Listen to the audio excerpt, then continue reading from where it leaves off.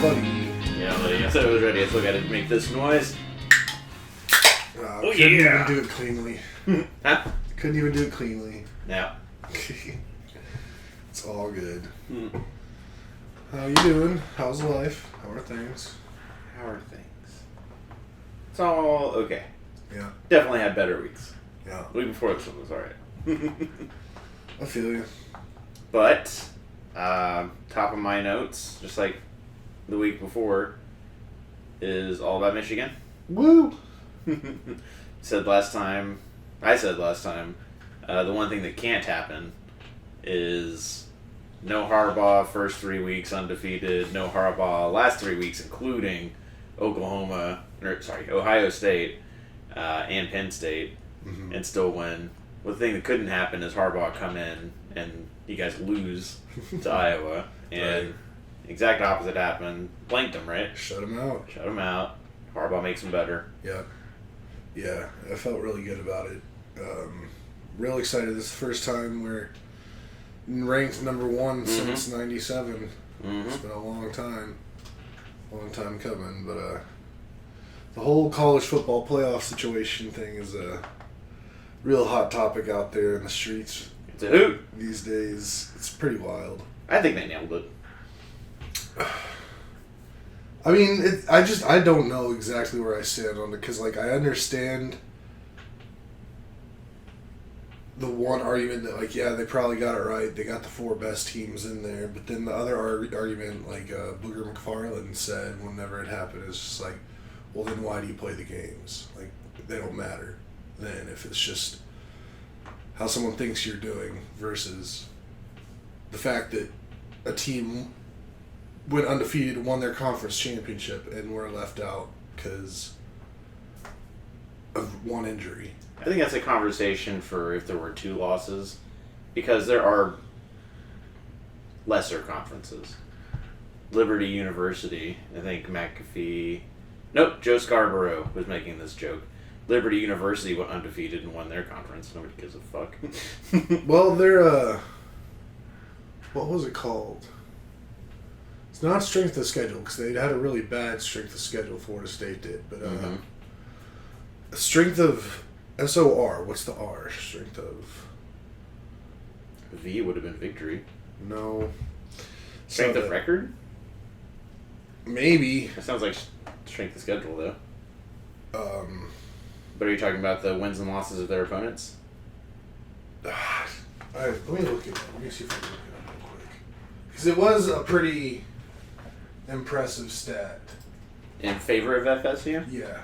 I've just seen nothing but stats and arguments against it, including that they did it to themselves. Have you heard that? Say that again?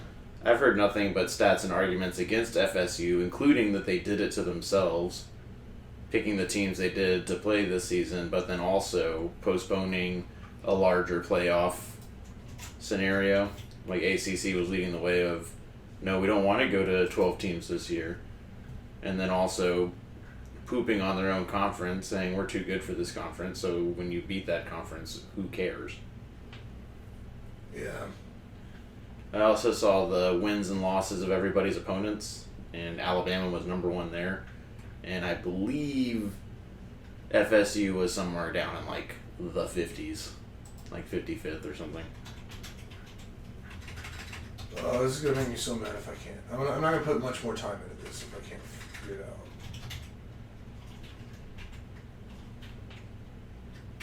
Is it that?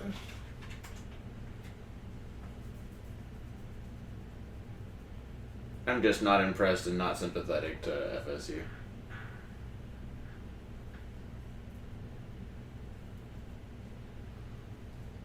Okay, it's strength of record. Okay. Which I'm trying to figure out exactly what that means, but apparently Florida State was number 3.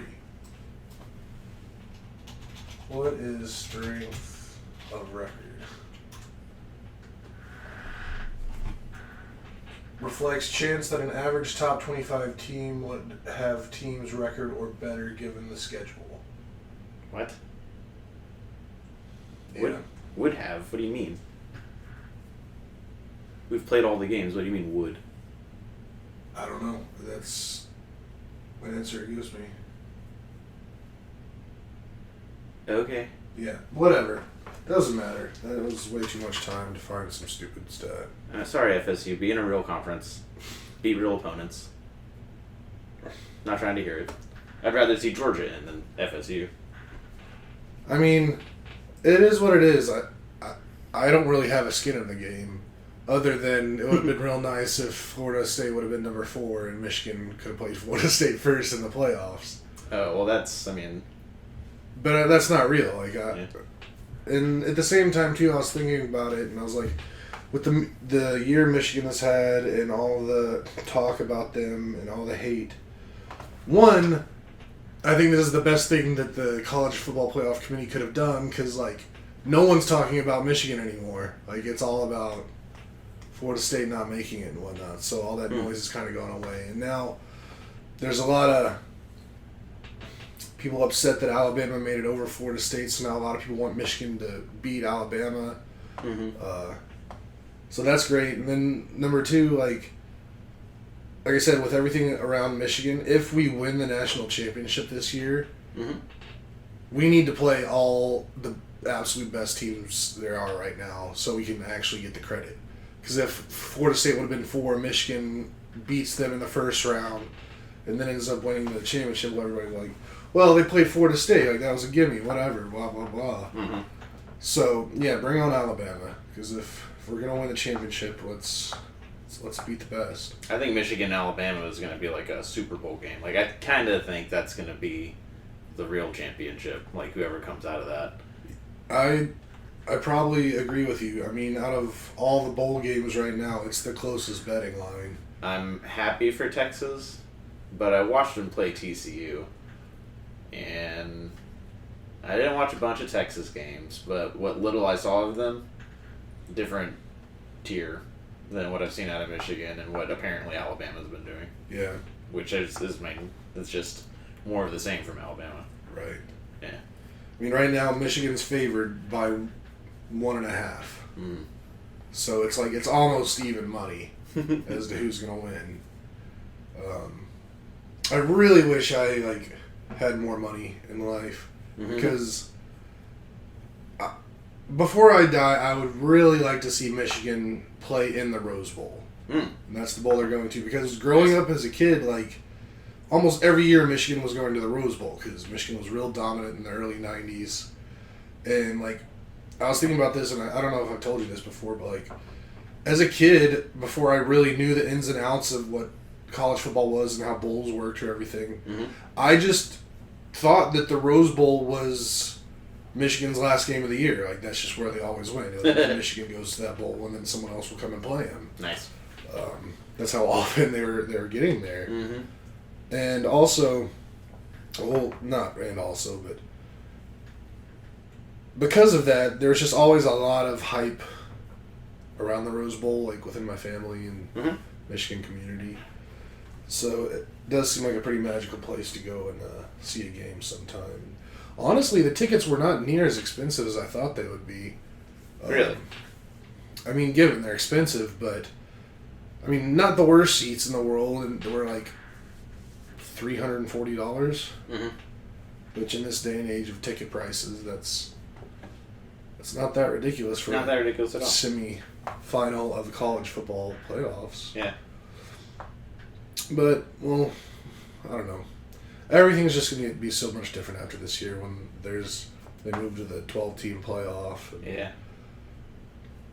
I don't know. It's going to be real interesting to see what happens, but got to finish the season first. My happy Rose Bowl memory, on a cruise for our second anniversary, TCU played Wisconsin in the Rose Bowl. It's Andy Dalton's last game at TCU. Yeah. And it was I was only kind of half watching, but it was either a heroic comeback or just a very dramatic game. I don't really remember it that well for perfectly good reasons, but there's a lot of horned frogs with a rose in the mouth after that. So, also fond of the Rose Bowl.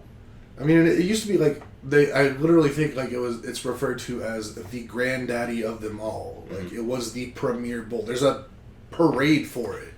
Like, Where was? Do you remember when UT won it all, and we were watching it in that Conroe apartment? Was that at the Rose Bowl? Quite possibly. I'm Against pretty USC? sure. I can look that up. Sorry. That's okay. USC. Oh yeah, it was Rose Bowl 2006. You type in UT, you type in USC, it's like you meant UT USC Rose Bowl. I love how it knows what we're thinking about. Yeah. But yeah, football. We're in the thick of it right now. I'm getting Ash excited to watch those two games because, like, whatever percent of the first round draft is going to come out of those 4 games. You know? Yeah. Especially between Michigan and Alabama. What you got? I was just trying to look up how many times Michigan has been to the Rose Bowl over the years. Mm-hmm. They've been 20 times. That's a bunch of times. Although the record isn't great, and they're 8-12 in the Rose Bowl. But yeah, that's interesting. I wonder if anyone else has played more in the Rose Bowl. 20 times? Mm-hmm. Nah, that's a lot. Which team has played in the Rose Bowl the most? This is riveting content we're doing right now. We had like 20 seconds of silence earlier. I know. Maybe I'll go back and edit that. Most. Michigan has played 20 Rose Bowl games. Most recently, the 2007 edition of the granddaddy of them all, like I said. 2007 forever ago, though. Yeah. I mean, their first appearance was like in the Rose Bowl was like 1904, so you know. All right, enough of that. That's boring as hell. I'm sorry, listener. Love you. We have 1 week left. 1 week left in the regular season of Tyrannosaurus Tex. You do. My season's over. Okay. I'm mathematically eliminated. As commissioners, we have, I've moved from being a player to a commissioner. Yeah. Now I'm just overviewing everything. Mm-hmm. Making sure there's no shenanigans. Mm-hmm. We have all but 2 places in the playoffs set. Although it does look like it's just trying to determine I'm sorry. if Ashley or Brian is going to play me in week 1. Oh yeah. I mean, there's only one spot up for grabs. It's the final spot. It's Abby or Brian. To like guarantee being in it, and then I guess the seeding might change, but Ashley's in unless she's outscored by like 200 points or something this week, which just isn't possible. Doesn't seem likely. Even then, yeah, okay.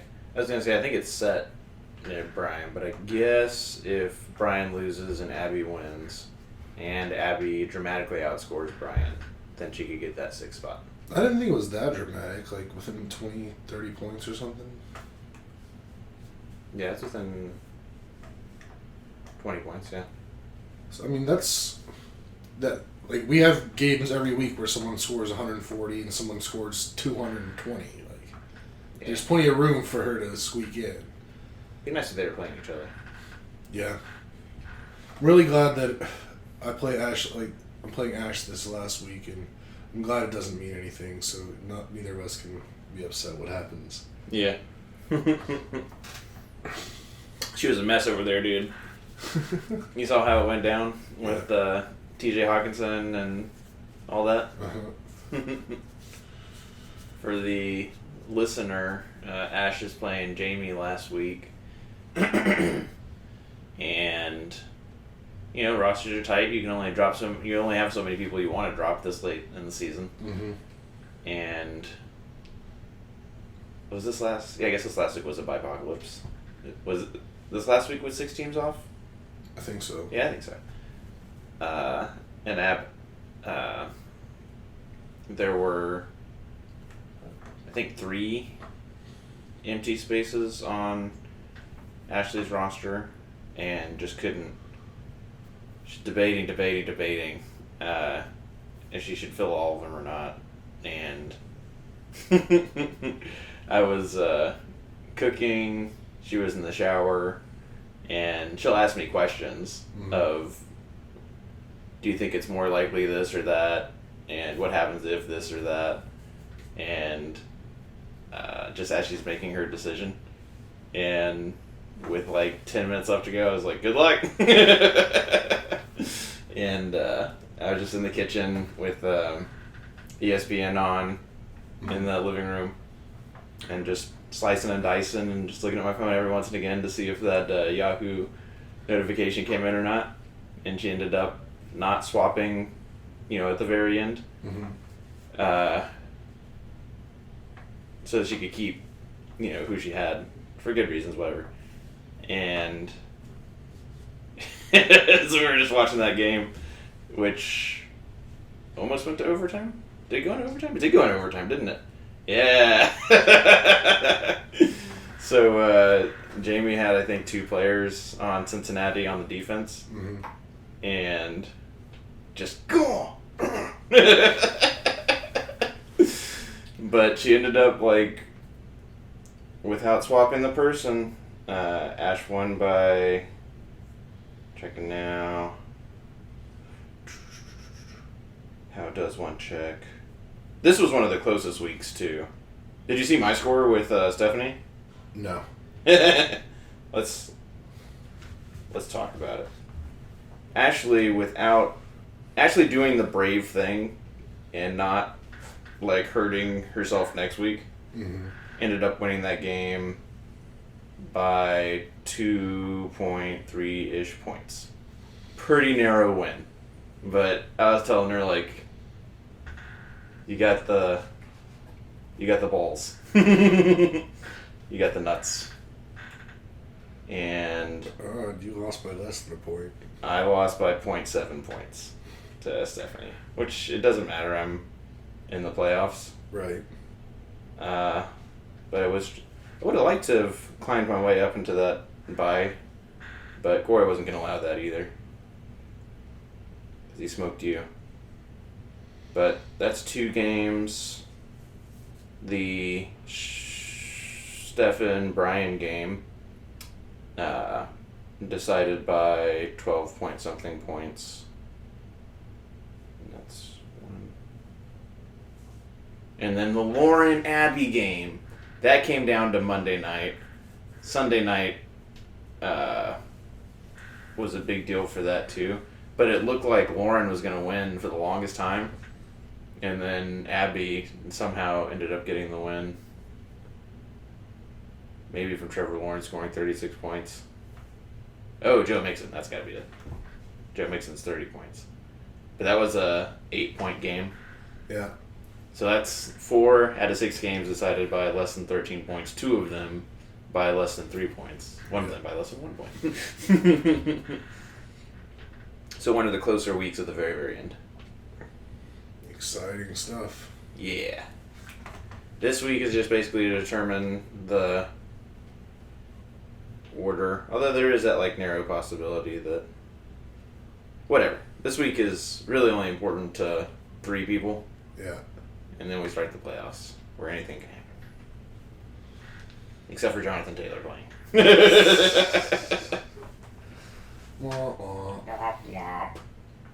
And then playoffs start next week, or this week, in Corey's league. I made that. Mm-hmm. But he also lets way too many people at the playoffs. Is it 6 or 8? I think it's 8. Because I think I'm in 7th right now. But I'm in. But then I guess that gets people at the bottom to keep playing till the end. Yeah. Yeah. I don't know, man. I mean, I guess I'm technically still in that league, but I don't think I'm going to win. Want that fancy belt. Yeah. Been too long since I've won anything. Am I at the top of that league? Yeah. Sweet. And I don't get a bye week. That's fine. Yeah. Yeah, I'm crushing that league. Cool. It's been a good fantasy year. I'm happy for you. Mm-hmm. I'm happy for me too. What else? What else is going on? I was having a thought. Uh-oh. One of those too much time on my hand hippie thoughts. Oh, yeah? Yeah. Hit me with it. The internet is weird in the same way that we and our consciousness and our conscious world is weird. And what I mean by that is that for the vast overwhelming majority of human history, Uh-huh. ideas and thoughts, they exist in each person. But then if you want to put those ideas and thoughts somewhere, oral history, storytelling, Mm-hmm. and then like hieroglyphs and chiseling things on rocks. That's, I mean, still the majority of human history is like, if you want to get an idea from here to there, you got to put it in somebody else's head and then get them to spit it out however precisely they can down the road. And then you fast forward like 100,000 years and you get like books, but even books not everybody reads, Right. and you have to do that by hand for the longest time. Yeah. So then Gutenberg, printing press. Mm-hmm. You can store ideas in books, and we can mass produce those. And if we're going to mass produce books, then maybe more of us should read. That's fine. And then that's the only way to do that for the longest time. But because that's available, the universe and the worlds that you can store in these books and on these pages is more robust and more complicated and complex. And instead of, you just get more complex stories that you can tell. And then that's the norm for like a few hundred years. And you get other mediums, like you can start taking photos eventually, and that tells a story, but not as complicated and complexly as like a novel, a book, because you get like infinite pages to get that idea out. And then records, okay, you can kind of do oral history, but like precisely, instead of I tell you the story, you see the story in your head, you repeat the story with like added or less details. You can just get the story down, and then it's permanently that way. And then in like the blink of an eye, basically the same pace as flight, like the whole, we went from flying at Kitty Hawk to dropping nukes in 50 years or whatever that was. Mm-hmm. Similarly, blink of an eye, just the internet. Like, all right, we're going to store, instead of doing math on your abacus or on your, I forget what they used to call them, but I want to say slider. But whenever you had like complex, I need to know what this equation would be, it would take me like 20 minutes to do it. So instead we're keeping it on a ledger of, here's common equations that you use in architecture and physics and all of that. I wish I could remember the word for it, but my dad knows it. We're going to store the math. We're going to store the math because that's easy for computers to do. And then over a couple years, it's like, hey, instead of just math, now we can store stories too. So instead of like pages and books, you can have just almost infinite words that you can put into this computer. Mm-hmm. And then like one decade more, it's like, hey, we're doing video, we're doing audio, we're doing text, and we're doing like interactive web pages. Mm-hmm. And then another blink of the eye, and we're like where we are now, where it's, instead of storing ideas and worlds of whatever complex nature in pages in a book, you've got countless of that's interactive in a web of sorts with each other, but then also we're constantly updating and interacting with it, where like a book, you would write it and it would be the book. And that's just what it is. And you can have subsequent editions, and the author's like, hey, 30 years later, this is a foreword. But the story itself doesn't usually change. Right. Internet is totally not like that, where it's like, here's that thing, but then also here's a constant running stream of consciousness from millions, billions of people. And then those ideas interacting with each other. And that's just the setup. So where I thought it was weird is that whole thing, that whole relationship, that whole universe of ideas bouncing off of each other and interacting with each other and changing one another only is ever there when the electricity is on. Like, all of that disappears if there's an EMP wave that takes out the whole planet or something. Right. It depends on the servers and the electricity and the light staying on. Very much in the same way that we do. And that the existential universe is there no matter what we do. But language and naming things and our interpretation of like each and every single object in this room that we're taking for granted, that's all individual to us. In that way that you can look at that fish and tell yourself a story about it. I can look at that fish and tell myself a story about it. The fish is there. There's a fish on the wall, guys. Yep. But we have two totally different interpretations of that we link to stories that are in there, in our consciousness. But that's only ever there as long as the lights stay on. Right. And that's what I thought was weird. Is that we've, in a 40 and a half year span, went from, if you had to create a universe of ideas, if you had to create a facsimile of existence, an interpretation of existence, whether it's like a fiction or nonfiction, you put that on the pages and it stays that way, and then people bring that information to their universe in their head in that imperfect way that's similar to the oral history of like you're making a picture in your head and you're not thinking of it the same way the author is. Maybe there's a good overlap, but no two people are ever having the exact same interpretation of the same thing.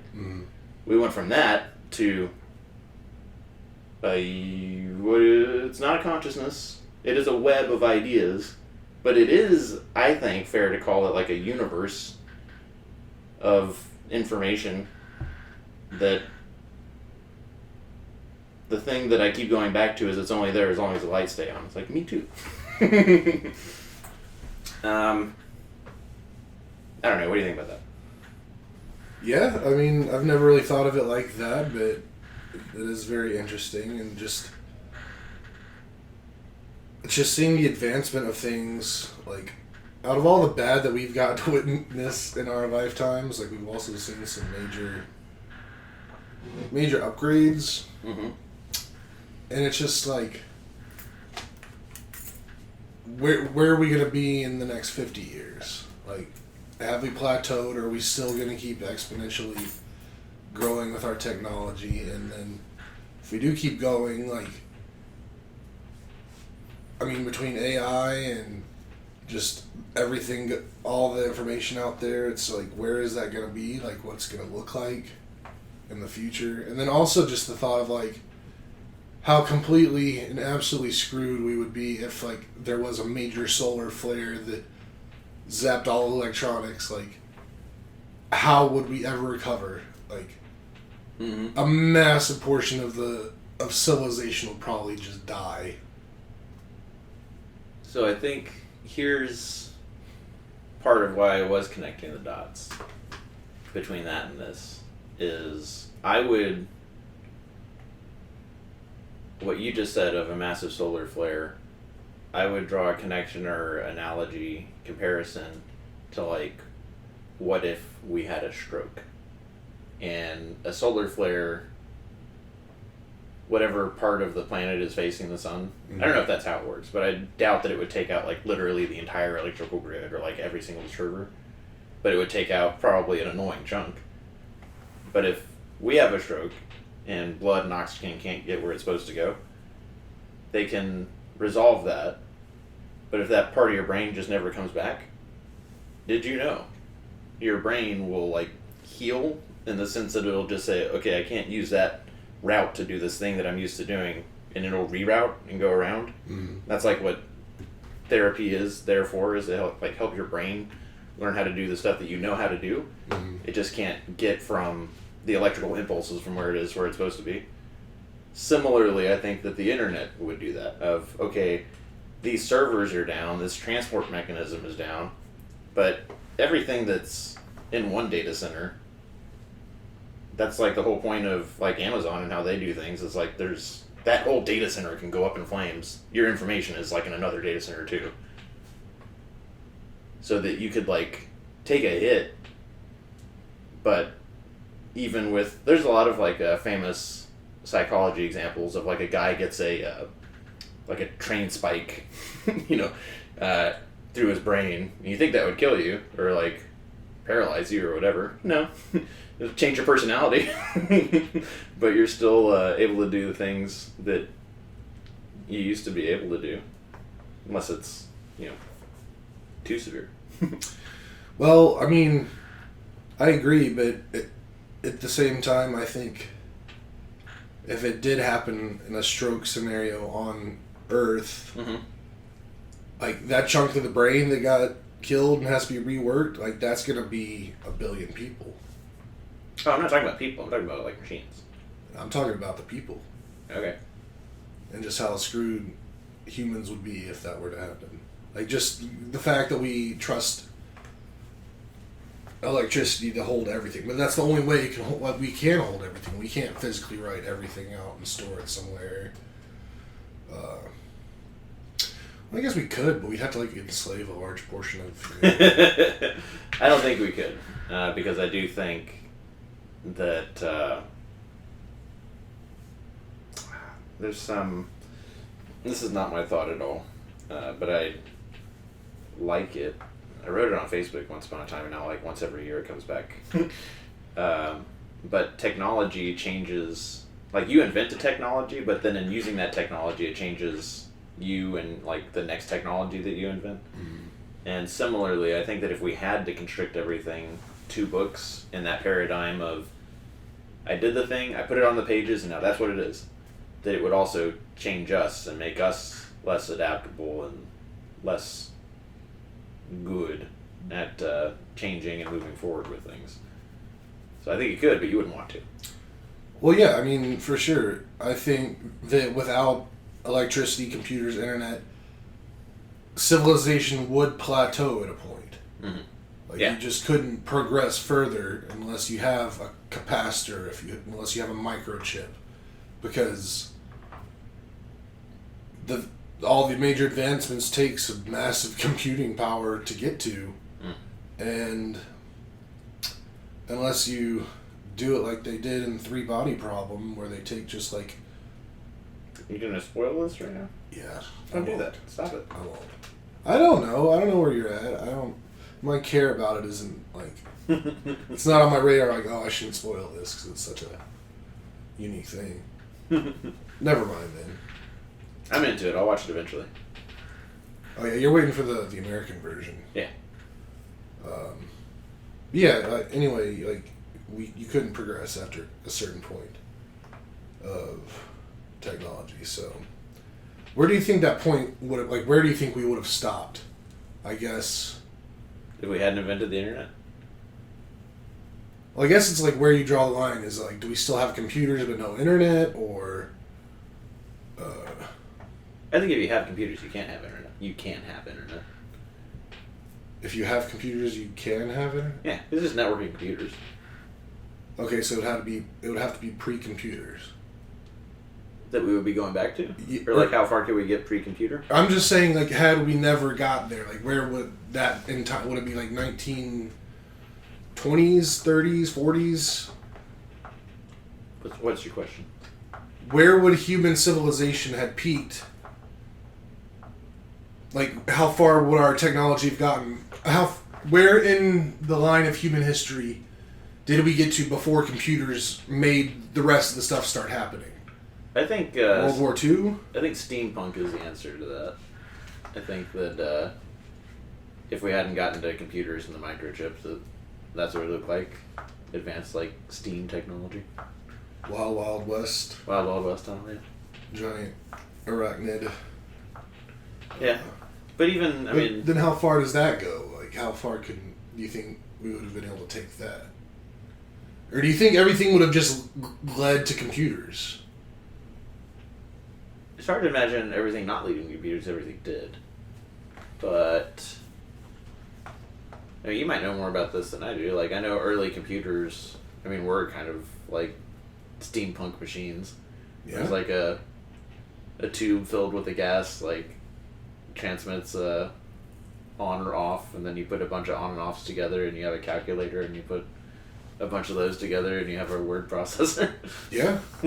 Basically, it's like in Minecraft, like, you can build a calculator out of just on-off switches, and people have done some amazing stuff with that.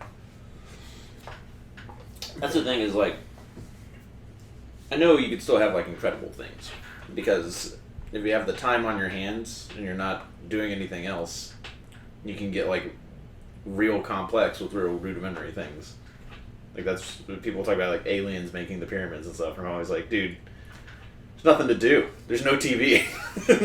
The stars are the most fascinating thing, and if there's, like, a bunch of people and you all think that's a god king, and the god king says, build me a pyramid, that's what you do your whole life. It doesn't matter if you only move the block, like, from here to there, and that's your whole life. That's gonna happen. You're not alone. Yeah. I don't know. Interesting stuff. I think it's neat that, for me it was like, where is this going? Like, if we do have, because now we're talking about AI, and I think a lot of people are wetting their pants over a chatbot, and it's like, that's not like real AI, it's not like real consciousness in the way that there's that line between, I don't know, do you call a lot of animals conscious? No. But maybe that doesn't mean they aren't. Yeah. Like, I was just thinking about that, maybe it was earlier today, kind of along these lines, but not so much, but it's like, I was looking, I was at my brother's place, and there was a moth inside his house. Mm-hmm. And it seemed kind of like it was injured, like it wasn't moving great. I got it out onto the patio, like, shoot it out, it flew out, and it was just sitting on the patio for a little bit. And I was just thinking about, like, just complexity of different animals' minds and stuff, and, like, I'm like, at what point does an animal development, does, like, dread, the feeling of dread come to happen? Like, it knows something is wrong and things are bad. Mm-hmm. Rather than just, like, maybe it has a broken wing and it's just like, okay, I'm just trying to fly. It's not working, just keep trying. Mm-hmm. But, like, at what level of development of an animal is it, like, does it get to the point where, like, it kind of knows that, like, something's really wrong and, like, they're fucked? Yeah. And, like, I guess, do animals really feel that emotion, like, besides us? I have to assume there are some, but I'm not sure which ones, like... I think if there's not an evolutionary advantage to it, you shouldn't assume that there is. I think that a lot of emotions come from, like, when you get animals, I don't want to say in society, but, like, when you have, like, packs, when you have, like, dynamics of, alright, there's going to be more than lone wolf, there's going to be more than, I think sharks, like, have their kids and abandon them, and, like, you're just a shark on your own. But most other animals are like, alright, there's a hierarchy, and there's the familiar relationship, and then there's, like, multiple families in a pack type thing. And that when that's where the evolution goes, then it's managing those dynamics that help have a need for emotion, fear, and all that stuff in the first place. Although fear, that's like fight or flight. It's like, don't get eaten. But then dread I don't know, because I think a lot of it has to do with, like, I've heard this about dogs, that they don't really see or think into the future, that it's all about the now. Mm-hmm. And, like, how do you have dread if you don't see into the future? Can you see in the past? The answer has to be yes, because, like, you look at a dog that was, like, those videos that, like, an abused dog gets to a shelter, and it's just, you look at it, and it's just, it looks so fucking frightened. Training is a thing, yeah. And, like, the reaction to, like, someone, like, trying to pet it or get anywhere near it, like, that to me, it looks like it's experiencing dread. Like, they're like, something bad is about to happen to me right now. But do they have memories of that, or is it a training thing of this, what's the Pavlovian? This stimulus equals this outcome. So is that, like... Conditioning? Yeah, well, no, I'm saying it. Like, is it really history and seeing into the past, if that's the level of it, of, oh, this stimulus always equals the thing I don't want? Like, are they seeing themselves in all the previous times that that's happened, or is it like, oh, that thing, it's good, or, oh, that's bad? I mean, I'm not sure. I think a way to test that, which I wouldn't suggest ever doing to a dog, but get, like, a rescued dog who had an owner that was just a real piece of shit and hurt him and, like, made him super scared of everything. Rehabilitate the dog, and then let that dog see the owner that caused the trauma. Well, we've seen all those videos of animals that were, like, tended to by keepers or whatever, and then released into the wild, and then you come back decades later and they don't eat the person and they love the person and all that.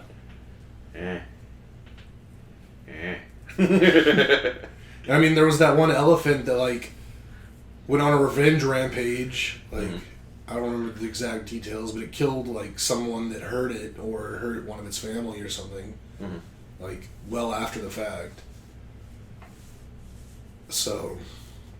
With the AI thing, and we've talked about this, where it's annoying, frustrating me to see people call artificial intelligence sentient and conscious when it's like, it's a chatbot, it's parroting, it is giving responses that it intends for you to interpret as it being a human, but it's not really doing human sentient stuff. It's just a more complex chatbot. But if they are really comparable, like the human consciousness and the internet, could the internet become sentient? Like, is there enough? I guess not, because there's not like a central single thing that's like privy to all of it, in the same way that we're privy to our fingers moving and history and future and dread. But will it be eventually?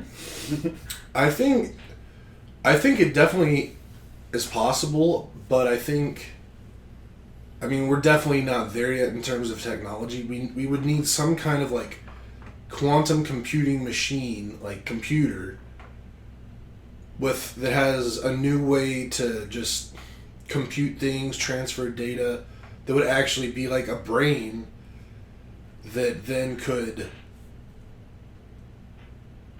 grow and become something more than just a sum of its parts. But I think we need that quote-unquote brain technology before that. I mean, we're at the beginning of it. Like, if we keep progressing and reaching for it, I think we would get there. I think we're only just now at the point where it makes sense to have the conversation. And sci-fi's been doing it for like 60 years. People have been like, we've got to stop technology. And it's like, way too early, bud. Yeah, I mean, we're nowhere near it yet. And I mean, everything going on right now, I think, could be super helpful to humanity. But we just, kind of like how we all kind of agreed, we're not going to nuke each other. Like, let's not build that brain. Like, there's just no good can come from building that brain. Like, that could then house potential growth into sentience. You know where I could see AI being super useful? It's like space travel. Oh, yeah. Especially if you're traveling at, like, I mean, right now, like impossible speeds. Because it's always like we're only. I mean, you know, from like pilots and stuff, we're only so good. Right. Yeah. And the humans are like flawed. And then I mean, just talking about like long distance space travel, like you want a good autopilot that could like figure stuff out on its own. But also, like, imagine like feeling the aircraft or feeling the thing that you're flying in. Because like when we drive, like, yeah, the car can tell you have a flat tire, but you can also tell that something's happening. Mm-hmm. And if you have like a spaceship of any complexity, like you always see it in like the movies and the cartoons and stuff of like, oh, it doesn't sound right, doesn't feel right. No, you're good luck knowing that or sensing that before the thing like explodes. Yeah. I mean, I was just thinking, it's like if you're in a spacecraft, Yeah. if you feel a bump, Yeah. like you're probably already pretty screwed. Yeah, because I'm like, the air feels thin. And it's just like everything goes out the window. So yeah, having AI that is like in tune and like in a very literal sense with all the ship and everything that could go wrong.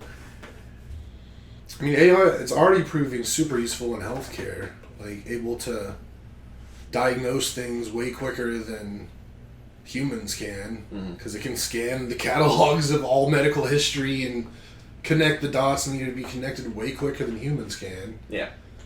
And that's saving lives. So I mean, there's a lot of great that can come to it. Just don't let it become sentient. My thing is like, don't teach it to feel pain, or we have to go into this with it's a tool, and don't just all the people like, oh, don't enslave the AI. You can't enslave a hammer. Like, don't make it more than a tool, please. Yeah, but again, where does life begin? When electricity starts flowing through things. Some people might call that life. Fucking hippies. I mean, that's not exactly the side I was thinking about it from, but to each his own. Alright. Well, I guess we don't have to do that quiz. Okay. We'll definitely need to do it next time, because we are like less than 3 weeks from Christmas, so we gotta start bringing some more Christmas vibes. Gotta slow it down, man. Bro, you're telling me. We'll be over tomorrow and we'll watch a Christmas movie of some kind. Mm-hmm. I think Ash and Jer have one in mind. I'm sure they do. There's only one thing that I really want to watch this year. Do you want to share? I mean, I probably share it all the time, but Muppet Family Christmas. It's my favorite Christmas special of all time. You probably won't get that as a group this year since we did it last year. Yeah. I'm sad. Violent Nights is the one I want to get in. Because we didn't watch it last year. Violent Nights? Mm-hmm. That doesn't sound very Christmassy. It's got Hopper from Stranger Things. Mm. Well, that's cool. But yeah, next time, definitely get into more Christmassy stuff. Alright. Start putting in Christmas music and Christmas sound effects. We might just have like bells jingling all the way through the episode. Sleigh bells. Sweet. Yep. Alright, if you made it this far, what's wrong with you? Just kidding, we love you so much. Sorry for all the downtime and silence. We're probably not going to get through. We're going to try to find it all and remove it, so. Yeah, love you. Thanks for listening. Catch you next time. Bye. 2, 3. Merry Christmas, so I roll. Send a pretty lies underneath the mistletoe. I just wanna chill, I got some presents and some gold. Loaded in a sleigh, about to travel through the snow. Up out on the rooftop, down the chimney I go. Giving around things I bought from the North Pole. Acting like my elves didn't get them at the store. Came up in the house, saw them stockings in a row. Candy toys and trinkets make them stockings overflow. Man, I love the food cooked up by the grand though. Find me in the kitchen, posted by the butter rolls. Digging through the fridge, watch how fast them yams go. In the Christmas spirit, I ain't never letting go. And I'ma fly cause it's Christmas, rolling with my reindeer through the sky, cause it's Christmas, yeah.